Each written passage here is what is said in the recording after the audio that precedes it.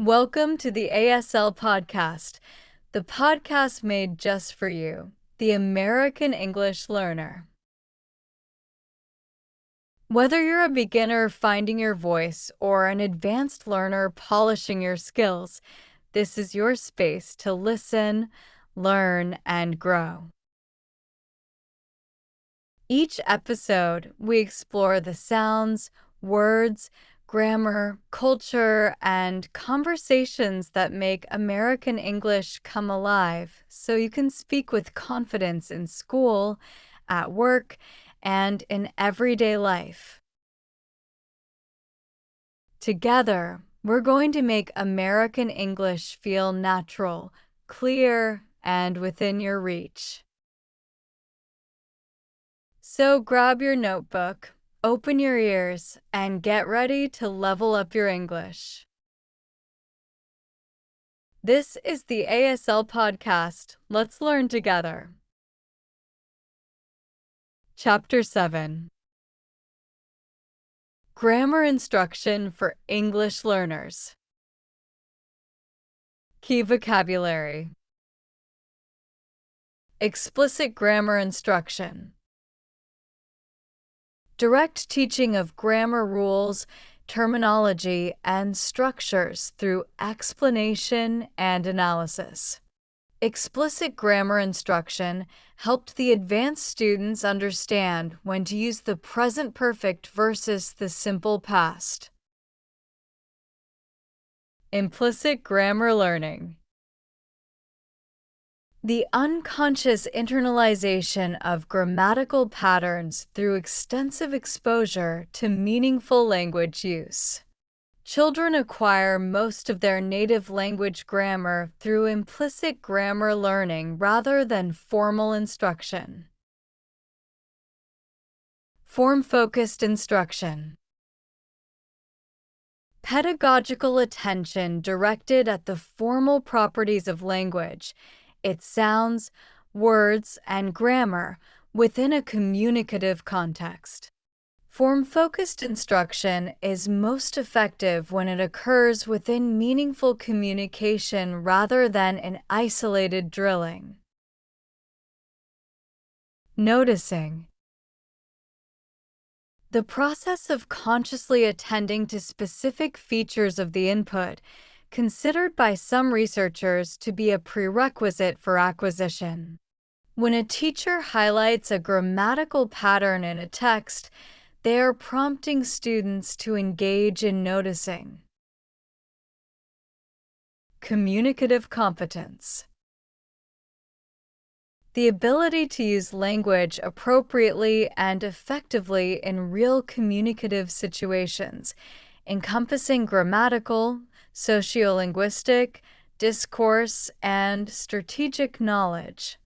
A learner may have excellent grammatical accuracy, but still lack communicative competence if they do not know how to be polite or informal in different social contexts. Feature article. The role of grammar instruction in second language teaching has been one of the most contentious debates in applied linguistics for the past half-century.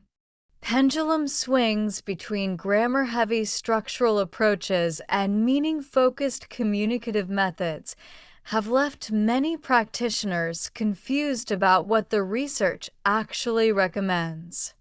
The contemporary consensus, supported by decades of classroom-based research, is both nuanced and practical. Grammar instruction matters, but its effectiveness depends enormously on how, when, and for whom it is delivered.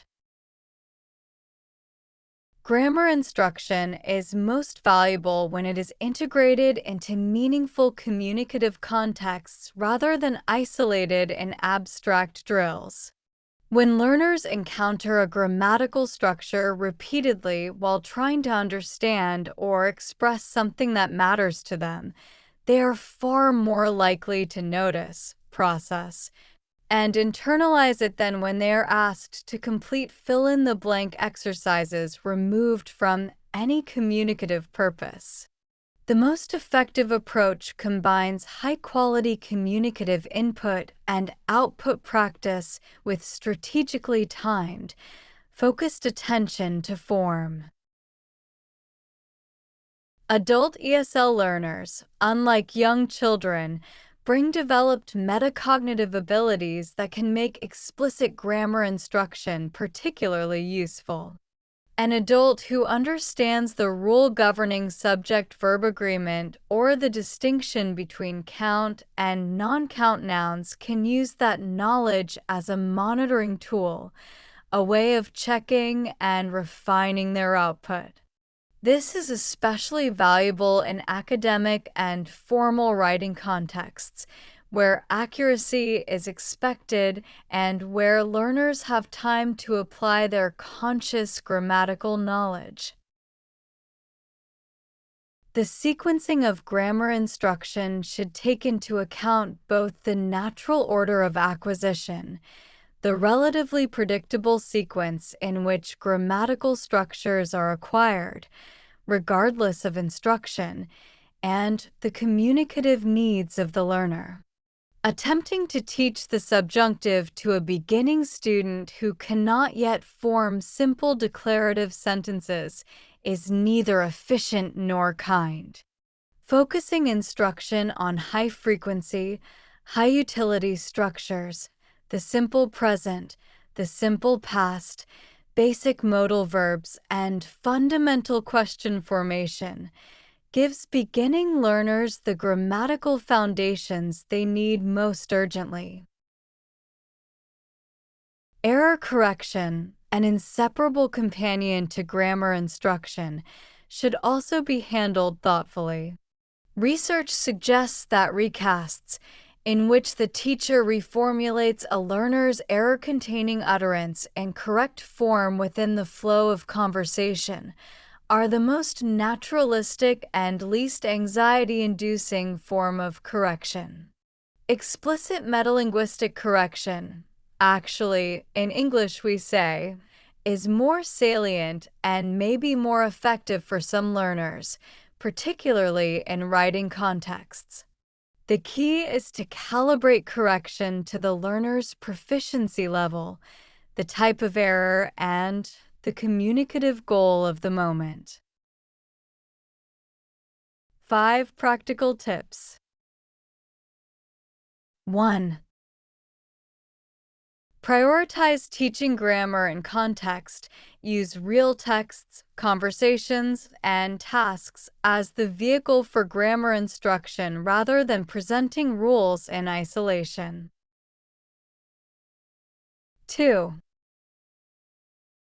Teach the most frequent and communicatively useful structures first: simple present, simple past, basic question formation, and common modal verbs serve most learners' immediate needs.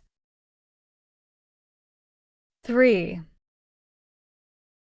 Use inductive grammar activities in which learners discover patterns from examples before you name the rule. This engages analytical thinking and promotes deeper internalization. 4. Distinguish between fluency-focused and accuracy-focused activities and communicate these goals clearly to students so they know when precision matters and when it does not. 5. Respond to written errors with targeted, selective feedback rather than marking every mistake. Prioritize patterns of error that recur most frequently and most impede comprehension. Thank you for spending time with us today. Every minute you listen, every word you learn, and every sentence you practice brings you one step closer to your American English goals. If today's episode helped you, please share it with a friend, a classmate, or anyone who is on their English learning journey, because learning is always better together. Don't forget to subscribe so you never miss a new episode, and leave us a review. We love hearing from our listeners around the world. Keep practicing, keep believing in yourself, and remember, fluency is not a destination. It's a journey, and you are already on your way. Until next time, this is the ASL podcast. Keep listening, keep learning, and keep growing.